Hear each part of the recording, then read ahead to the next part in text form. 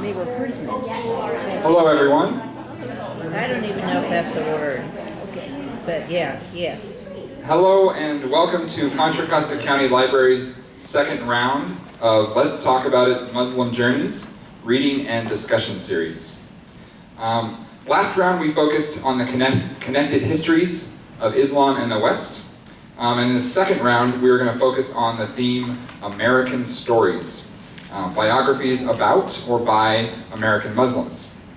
Tonight we're going to focus on the book Prince Among Slaves by Terry Alford, about Prince Abd al-Rahman and his enslavement in Mississippi in the 18th to 19th century. Before we begin, I'd like to thank the National Endowment for the Humanities and the American Library Association for awarding Walnut Creek Library this grant that allows our community to be one out of 125 in the nation to participate in this series.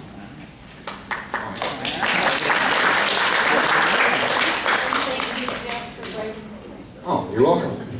I'd also like to thank the Walnut Creek Library Foundation for supplying coffee for us tonight and for making high-quality programs like this one possible. You can visit their website at wclibrary.org. You can check out upcoming events there, and you can also learn about what makes the foundation possible and what they do to make things possible here.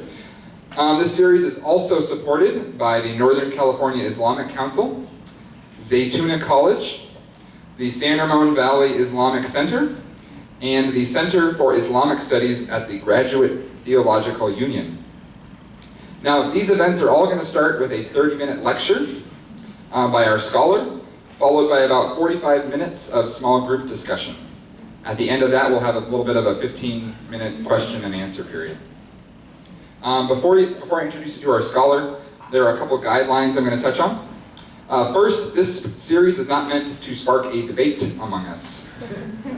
This series is meant to start a dialogue, and a dialogue requires a safe space for exchanging ideas. Please respect those of us tonight who have the courage to speak, as well as those who'd like to listen, and those who'd like to do both, right? Just basically help foster a safe space so that everyone feels comfortable expressing their thoughts. And number two, a goal of this series is to develop a deeper and more informed public understanding of Muslims and their cultures. If anyone is here tonight to convince others that any religious followers are fundamentally bad people, or that any religion is a fundamentally bad religion, we ask that you please kindly consider convening your own discussion at another time in an appropriate venue. Now, this is not a curtailment of free speech, but rather a legitimate policy for maintaining the integrity and civility of any discussion series. So, thank you. Now, leading all 5 events in this series is our scholar, Dr. Hatem Bazian. Dr. Bazian is a co-founder, member of the Board of Trustees, and faculty member at Zaytuna College. At the University of California, Berkeley, he is a senior lecturer in the departments of Near Eastern and Ethnic Studies. Dr. Bazian teaches courses on Islamic law and society, Islam in America, deconstructing Islamophobia and othering of Islam, religious studies, and Middle Eastern studies. Dr. Bazian received his PhD in philosophy and Islamic studies from University of California, Berkeley. And his current research is focused on Contra Costa County and the growing Muslim communities in the Bay Area. For more on his research, you can actually Google his recently published, quote, Bay Area Muslim Study. There's a lot of groundbreaking research and statistics that came up in that study. I recommend everybody take a look at it. And it's available in its entirety online. Ladies and gentlemen, please join me in welcoming Dr. Hatem Bazian.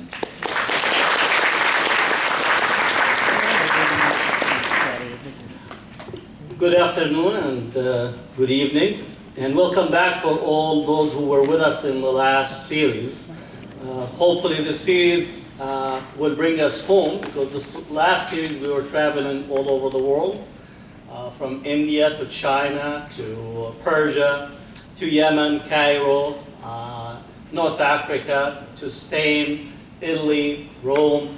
So the last series delves very well into this series, where we begin to discuss the history of Muslims in America, but contextualized with American history. To give just a little bit of briefing about the American Muslim community, the statistics about how many Muslims there are in this country is still subject to tremendous debate and discussion among the scholars. The Pew Research put the number at 2.5 million adult Muslims in 2010. And if you extrapolate 2.5 million adults with an average family of 2.5 average family, so you come up with a figure of close to 5, maybe 5.5 million. So the number of Muslims tend to be a range because, as you know, on the census, we don't have a category for religion. And as such, much of the studies are based on an educated guess estimate using a variety of data. The Pew did a random sampling in order to reach the number 2.5 million. But it is a community that is increasing and expanding. In the 5-county Bay Area, we have approximately 250,000 Muslims living in the 5 Bay Area county, with the largest number of Muslims living in Santa Clara, and then the second largest will be in Alameda, followed by San Francisco, Contra Costa, and then Marin County.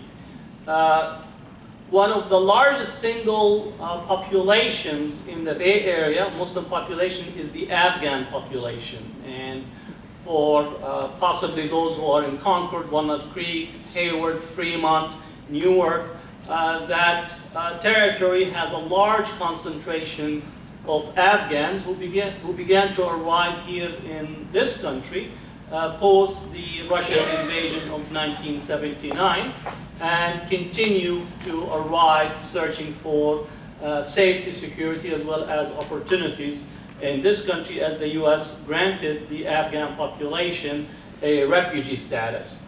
Most recently, the largest number of arrivals, Muslim arrivals, are Iraqis, Palestinians, and increasingly Syrians, who are being given or granted entry into the United States based on the circumstances. Iraqis in particular, as we ended our deployment and involvement in Iraq, which seems is never ending considering that we're engaged once again, the U.S. took with it from Iraq a large number of Iraqis who were part of the civilian contractors, translators, infrastructure of those who supported and worked with the U.S. And as such, this presented or provided a larger number of Muslims arriving into the United States, and that continues to be the case at least from 2010 onward. My projection is that we will be getting an influx of a large Afghan population in the next year or two. As the U.S. ends its involvement in Afghanistan, there will be a number of Afghans that will leave with the U.S. To possibly get repatriated and given residency and refugee status as the U.S. ends its involvement in Afghanistan. And this has been the norm for the U.S., and I often compare it to the Vietnamese community. Prior to 1975, there wasn't any really critical mass of Vietnamese in the U.S. There were a limited number of Vietnamese, but as the U.S. ended its involvement in Vietnam, the result of it, there was a massive influx of Vietnamese who came with the U.S., but also as destruction was visited upon Vietnam in post-U.S. departure, opened the door for immigration, a large immigration from Vietnam to the United States, settling in many parts of the country. And one of the unique places is San Jose, where you had a high concentration of Vietnamese, so much so that you have actually 2 Vietnamese council members that won their election and ended up actually opposing one another on the naming of a particular section of the Little Saigon inside San Jose. So not only that you have the global political picture impacting the local, and here our understanding of the local and the global has to be constantly shifting to understand that the global is local and the local is global simultaneously.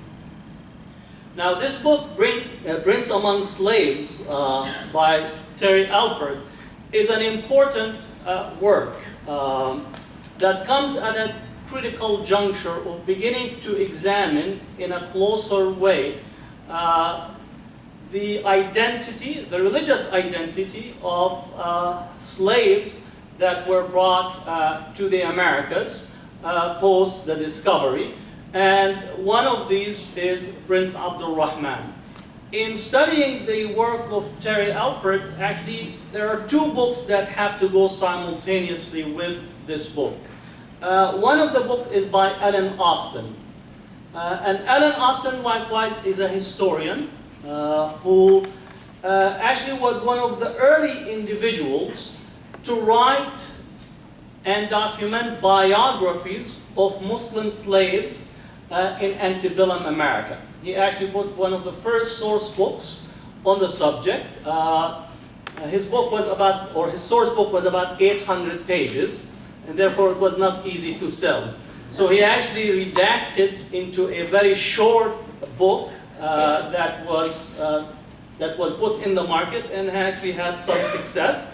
Alan Austin documents the biographies of 67 Muslim slaves who were identified during the early period of America's history of being Muslim, that maintained their identity as Muslim while in captivity and in this institution of slavery.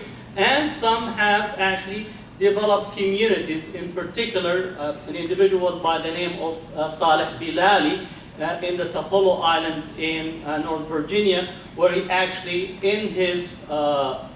he led a community that was completely functioning as a Muslim community throughout the period.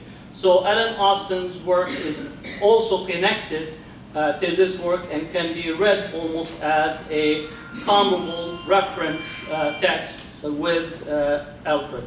Another book that is also important and can be seen also connected to this work is Sylviana Diouf. Sylviana Diouf's book, which is titled Servants of Allah, African Muslims Enslaved in the Americas. Sylviana Diouf is an African-American researcher of Senegalese origin, not Muslim herself, but a brilliant scholar, who actually wanted to see and document the number of Muslims that were brought into the institution of slavery during the period of slave institution. And she came with the figure that a low of 10% and a possibility of high of 20% of all the slaves that were brought to North America were of Muslim background. So in essence, what she documents is that there were a considerable number of these Muslim slaves that were brought early on.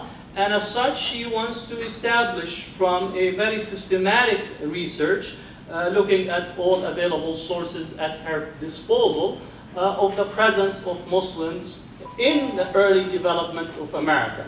Now, most of these works, interestingly enough, were written pre-9/11, because you also confront this notion that did this work emerge as a result of 9/11 to make Muslims appear to be patriotic Americans by presenting a genealogy that locates them at some earlier place, as close to Columbus history as possible. And we're always trying to reference, anytime we speak about Columbus, we all need to understand that Columbus was lost on his way to India, right?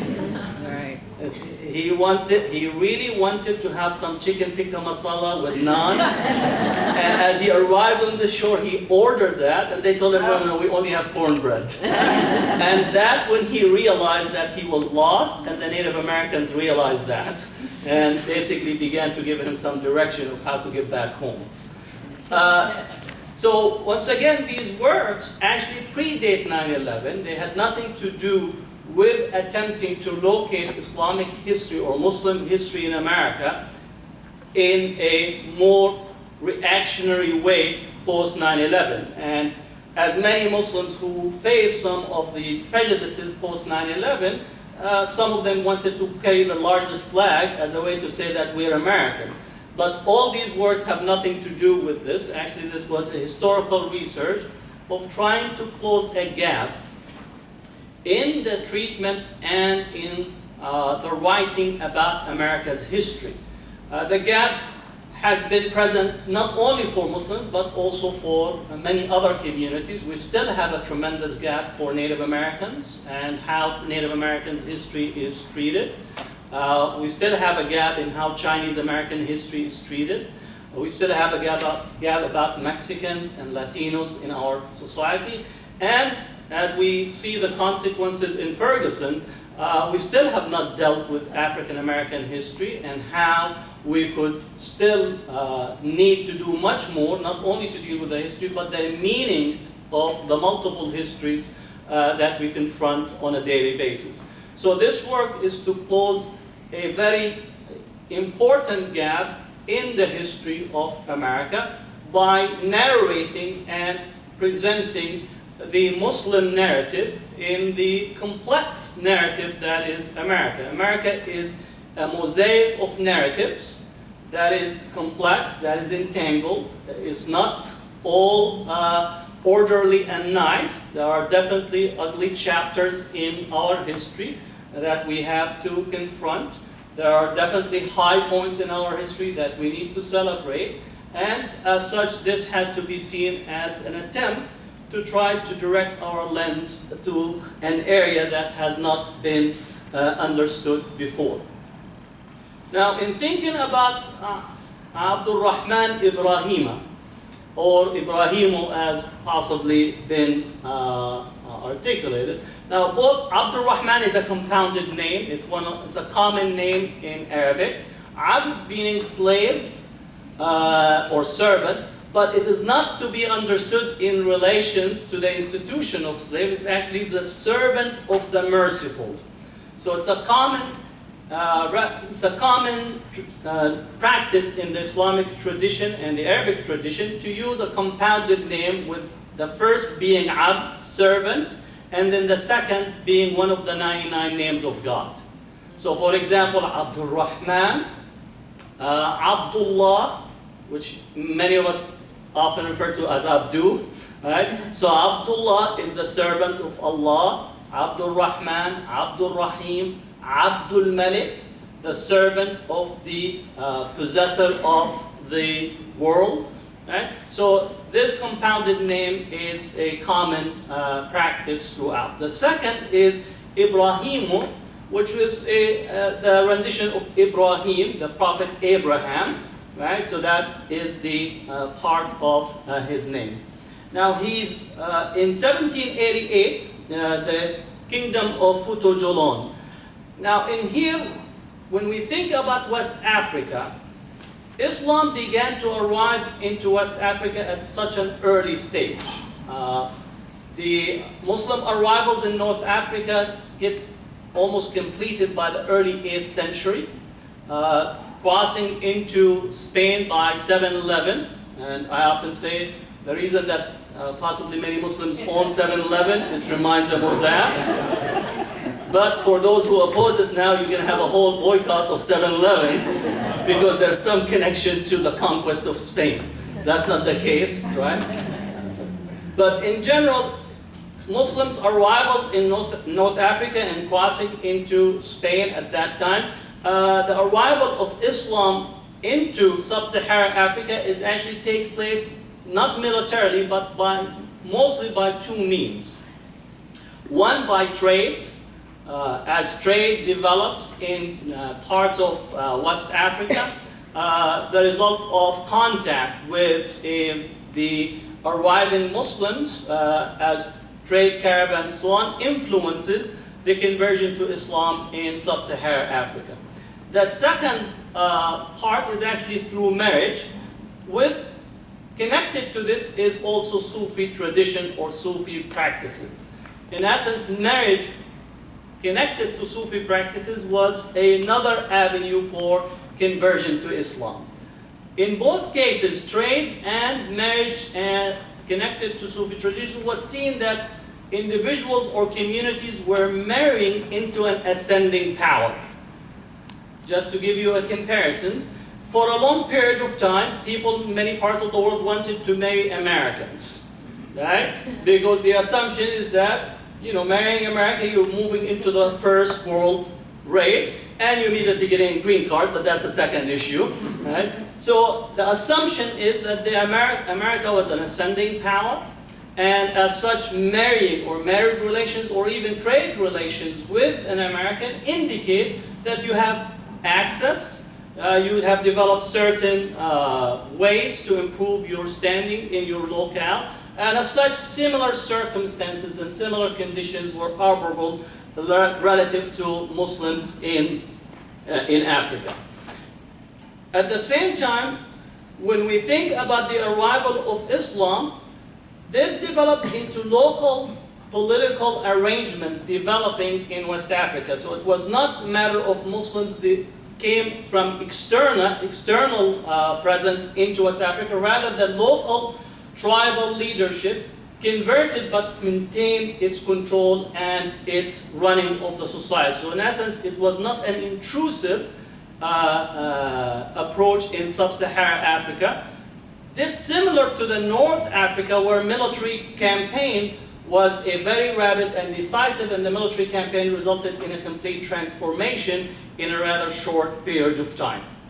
Sylviana Diouf mentions in her book about slavery institution in West Africa, and this is important for us because when we often discuss the subject of slavery, we often get the retorting back, well, the Africans had slavery. And as such, that argument is made in essence to dispense with the particular nature of the slave institution that it developed in the New World. All slavery are essentially the structures of inhuman practices. But even within that, there are differences that are very profound, and therefore we do find slavery in West Africa, we do find Africans enslaving other Africans, we do find Arabs enslaving Africans, we do find Africans enslaving Arabs. Slavery was practiced, but it was not in the same pernicious structure of slavery that developed in the New World. And what we find is that the slave institution that developed facilitated an increase in the structure of regional conflicts in West Africa. One part of it is that as demands for slaves in the New World increased, regional conflicts increased, and therefore guns for slaves was one way to accelerate and expand these conflicts, because the more conflict occurring, the more slaves or prisoners of war taken from each side, and those slaves, those prisoners of war were sold into slavery in exchange for guns that could be used to protect oneself against the competing power, and many of the slave traders actually were selling weapons to all parties, thus also depressing the price for slaves by creating a structure where expanding and accelerating these regional conflicts. Abdurrahman actually gets caught in the middle of a conflict where he was a leader of a part of his father's army, and he gets caught in this process, and then he is walked into the coast, sold into slavery to take the Middle Passage and then arrive into Natchez, Mississippi to be sold into slavery. What I'm pointing in here is that as we study slave institutions, we have to make a relationship between the visited destruction in West Africa that continue to be with us today, and the institution that came and developed in our own new world, those relationships have not yet dissipated. Actually, they're still with us up to this point of view, up to this current period. Now, in speaking about slavery in the New World, why was slavery needed? Why did we need slaves? The Native Americans were subject to a genocide. And therefore, the indigenous population that would have been present to possibly assist in maybe rebuilding or building a society was completely put to a genocide. And what we have is a settler colonial project that succeeded in eliminating this population. And also the Native Americans were essentially not amenable to be taken as a labor force into their own land. The type of industrialization, the type of plantation, agricultural economy that was needed was not something that the Native Americans were used to, nor if they were used to would be accepting in this sense. As such, as the economy of plantation and the land expansion took place there, we needed a labor force. And the labor force essentially was understood and accepted to be the importation of slaves. And this importation of slaves actually was connected to a particular development of race theory. As we are, once again, race is still with us today. It's like it's one of those unspoken words, right? Even in the White House, you don't speak race. And we still have not discussed and debated race in essence. There was religious rationalization for race theory.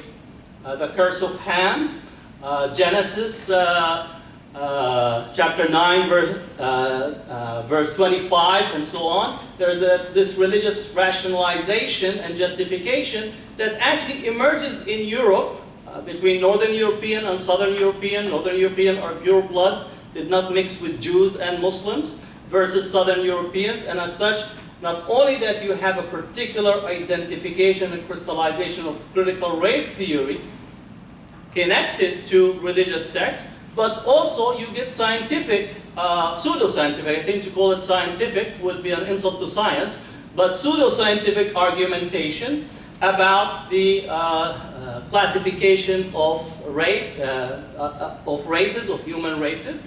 And I would remind you that Darwin had actually in his classification, he had a classification of races.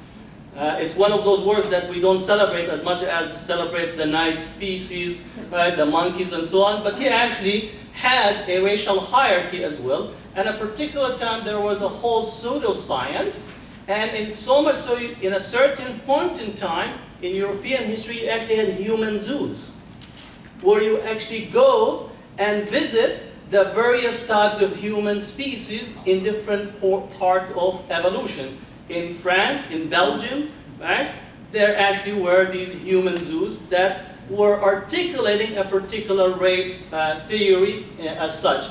That argument essentially makes its way as one of the justifications for the enslavement and bringing of African slaves into it, because they were not deemed to be humans, right? And as such, not deemed to be human makes you a commodity, and as such you could be bought and sold. Now Abdurrahman is taken 3,000 miles journey into the Middle Passage, arrives in Natchez, Mississippi, and sold to Thomas Foster. He initially runs away, right, because his experience of the slave conditions and what he finds himself under is completely shocking. But at the same time, also he's coming from a military background, military training. He's educated as well, which later on I will speak about. He's actually educated in university in Timbuktu, one of the foremost academic institutions in West Africa. Just most recently, there's been a whole disaster of loss of large number of manuscripts in there. But Henry Gates Jr. actually visited when he did his documentary about Africa. He said that he saw thousands of manuscripts, and he felt like a little child in a candy store but can't taste any because he doesn't know the Arabic language nor the local dialects where these manuscripts are written by. So he was sold to Thomas Foster. He runs away, but in an immediate period, he recognizes that he's in a circumstances that he can't really change and alter, and decides to come back and puts himself into accepts the slave institutions that he has been sold to, and he begins to work in the cotton production in Foster's farm. And in here, the connection between the particular type of agricultural products and the particular slaves, many slaves in particular from West Africa were favored in North America because of some of the skills they had in particular type of agriculture. Cotton was one of those products. He actually was married in the slave institution, and Foster looked or viewed marriage as a stability. That's not the norm, actually, that's the exception in slavery. Many slaves in the US during their captivity, they were not allowed to marry. They had sexual relations, but often also the slave master had much or considerable sexual relations. And if anyone have read Malcolm X, as it relates to Malcolm X's mother, her light skin feature, she speaks about that it was a result of the slave master who have raped her mother at an early stage, and that's why you have the lighter skin features. And there also a debate that develops in Malcolm X's own house between the lighter skinned children versus the darker skin, and Malcolm X, because of his lighter feature, tend to actually be a little bit more favored in the family versus those with darker skin. So you have also these racial attitudes, not only from outside, but racial attitude that actually develops internally. In his marriage, he had 5 sons and 4 daughters, and as he gains his freedom, he attempts to try to purchase the freedom of his children. Now in 1807, Mr. John Cox, who is a doctor in a ship, who gets sick and actually is rescued by Abdurrahman's father in Futo Jolan, and actually he stays with them for a long period until he's nursed into health. And then Abdurrahman actually takes him to the coast for him to ride the ship again and go back to Ireland.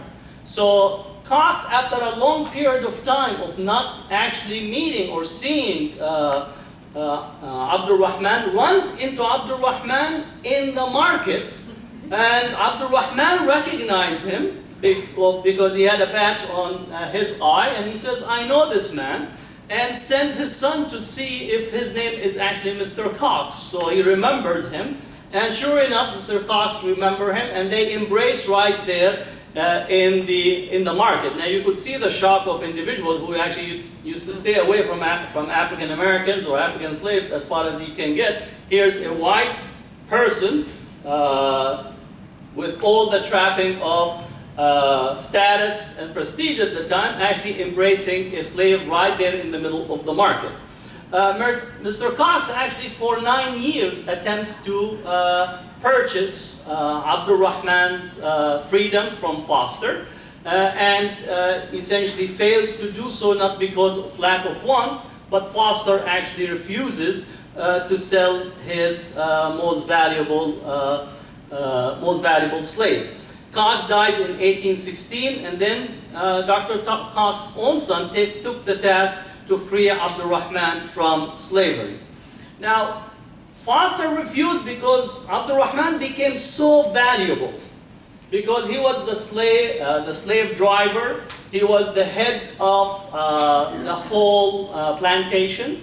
Now, it's important here to step out is that some number of Muslims, as well as those who were in leadership position, other than Muslims in West Africa, as they were brought into the slave institution, they actually rose in the slave institution to head and to be the slave drivers and the overseer of other slaves.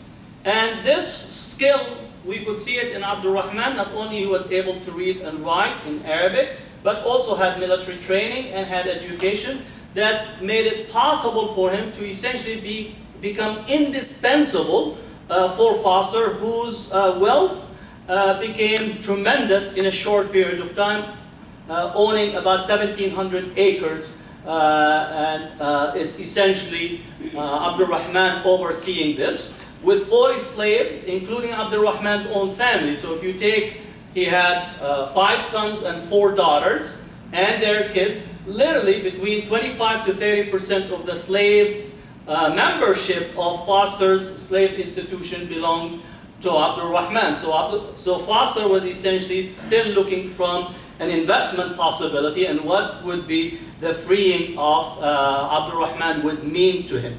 In addition, wise resistance to freeing slaves. This is, once again, the South. Freeing slaves was not the norm. There was movement to free the slaves in the North, but in the South was one of the most contested issues. And as such, Foster did not want to be part of this, of the encouragement that is taking place. Larger political tensions in the country medicated against the possibility of freeing him. And then the fact that Abdul Rahman was educated and knowledgeable possibly trumped any type of argument relative to pseudoscience, that these individuals relative to the Africans are incapable of knowledge, incapable of education. If anything, Abdul Rahman proved otherwise, and so much so that he was far more educated than many of the slave owners that were around him, considering the type of training that he has received. Now, Abdul Rahman's journey to freedom begins after his own daughter, Susie, actually is raped by one of Thomas Foster's sons. So that becomes, for him, is a major crisis. Foster's son is married, and now he sees that he could bear himself being in a state of slavery, but now he's seeing that his daughter is being attacked and that Foster might not be living long, and as such, what would be of his children, and in particular, seeing what the possibility hold for the future. So he writes the first letter after that incident. So it was a crisis, in particular relative to his own daughter, that begins the journey toward freedom. Andrew Marshall from Mississippi's first printer helped Abdul Rahman draft a letter. So the letter is drafted and sent to Henry Clay, Secretary of State, who receives the letter and thinks that the letter that was written is actually from a Moroccan, a Moor. And therefore in here, the recognition of someone being of a Moroccan removes the individual from the category of African. So categorization in here is very important. A Moroccan is seen to be of a higher level of civilization, right? Because here you still have the Ottoman state, they have a very well established civilization. Morocco also gave recognition to the United States. So the category of Moroccan means civilized. The category of African is uncivilized, and therefore by putting the person as a category of Moroccan, you could actually maintain the pseudo-scientific racial categorization intact without having to confront internal arguments. So as such, they forward his letter to the U.S. consulate in Morocco, and the Sultan of Morocco reads the letter and asks President Adams and Secretary of State Henry Clay to release Abdul Rahman to the Prince of Fouta-Djallon. So in essence, the Moroccans know that he is not of Moroccan, but that did not stop them in intervening, right, in his status, because for them, their worldview is shared by religious identity, not a racial identity. For them, Abdul Rahman is a person of Muslim background, and if he is seeking their intervention based on that identity, then they should use their best offices to try to win his freedom. So in this sense, you could see that the Moroccan response was within their worldview, and also President Adams was acting with his own worldview, meaning trying to maintain the racial categorization intact, even though at the time they didn't know the difference between a Moroccan and somebody from Futujolan, and I think they still don't know that even today, for the most part. 1827, Abdurrahman was freed on the condition that he was never to stay and live in the US as a free man. That was the condition that Foster put upon him. Also, Abdurrahman was able to buy his wife's freedom and went to Cincinnati, Ohio. Slavery was already outlawed in the state. It's interesting that in Ohio, it's one of the early mosques in America's history. Is actually, you find it in Ohio. So there's a long historical links of African Americans who actually built some of the early mosques in America. He continued to work to raise funds to free his children, and he went actually on a speaking tour, visiting many of the cities to raise funds and to get donations, met with some of the key abolitionist leadership in this country, and was celebrated in many different parts of the country where the anti-slavery movement was taking hold. So in this sense, he was successful in one part in trying to raise funds. And in doing so, he did manage to have enough, to raise enough funds to free 2 of his sons and their family that also went back with him. John Quincy Adams refused to help after discovering that Abdurrahman is not from Morocco.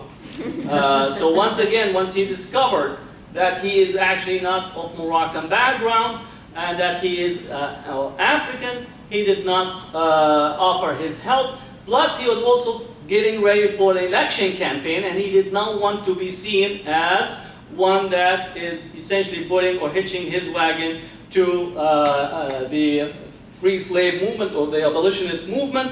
And in essence, you could see the debate taking place around the country. Many articles were written about Abdurrahman as he toured, and also attacks from the South directed at John Adams, especially as the election intensified. So Abdurrahman played prominently in the election. He visited with the American Colonization Society. Now, the American Colonization Society wanted or undertook the campaign to free slaves, but from a very particular racist interest. They wanted to convert the African Muslim slaves to Christianity, so that was one of the ideas or notions, to help free slaves and send them back to Africa, believing that Africans are not suited to remain in the US and will not be equal. So basically, they were acting from a racial, completely still well-developed racial attitude. It's not based on inequality or that this is a condition of injustice. It's just saying it's much better to free these slaves and send them back to Africa and not wanting to be here. Also, this will help possibly in civilizing Africa and open markets for America's trade and products. So this was not based on any high ethical moral values, but rather a utilitarian understanding, a utilitarian approach to the slave institutions. Now, Andrew Jackson's election basically closed the door for Abdurrahman staying in this country. Because as Andrew Jackson won his election, he knew that his days and his period in America would come to an end, that difficulties would be rising, and he decided to finish his campaign for collecting funds to free his family. The anti-slavery rhetoric focused on Abdurrahman, and he has considerable writing on this, and he was not much successful in raising further funds for his family, freed only 2 sons and their families. Also, Foster, responding to this intensified debate, revoked Abdurrahman's freedom and wanted to call him back to his, to be captured and returned back to him, so he claimed him as a property. March 18th, 1829, he arrived in Monroe, Liberia, and also followed by his 2 freed sons and their families. Died 6 months after, and also Foster died in the same year.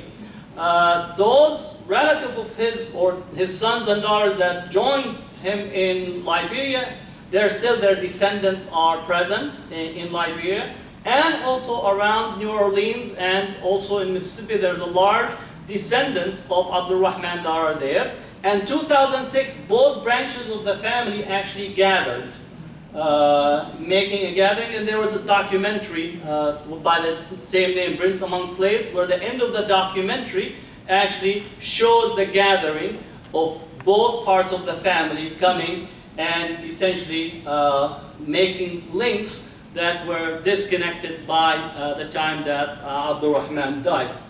More so, there's an annual festival that centers on Prince Abdul Rahman and his descendants in New Orleans. So the celebration and continued renewal of Abdul Rahman's legacy is still with us today, and I think this is an opportunity for us to once again think of history as not part of the past.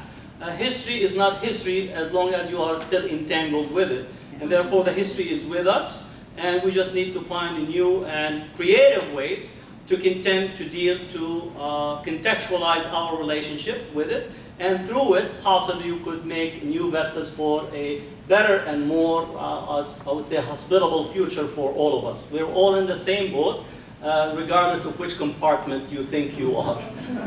So we'll come to the same boat, and hopefully we'll have a fruitful discussion. What we do is usually we have groups of maybe 5 or 6 in each of the table. There's questions that have been prepared to stimulate the discussion. If you did not read the book, we understand. It's what you call, it's an intention to read. But hopefully you'll have a conversation. Some of the ideas that you heard in the lecture can stimulate some discussions. And what we want is somebody to maybe take some notes and give us a report back about what each table came up with. And myself and Jeff will go around and possibly share some ideas and listen. And then we'll come back for a 15 minutes question and answer at the end. Thank you for listening. Thank you.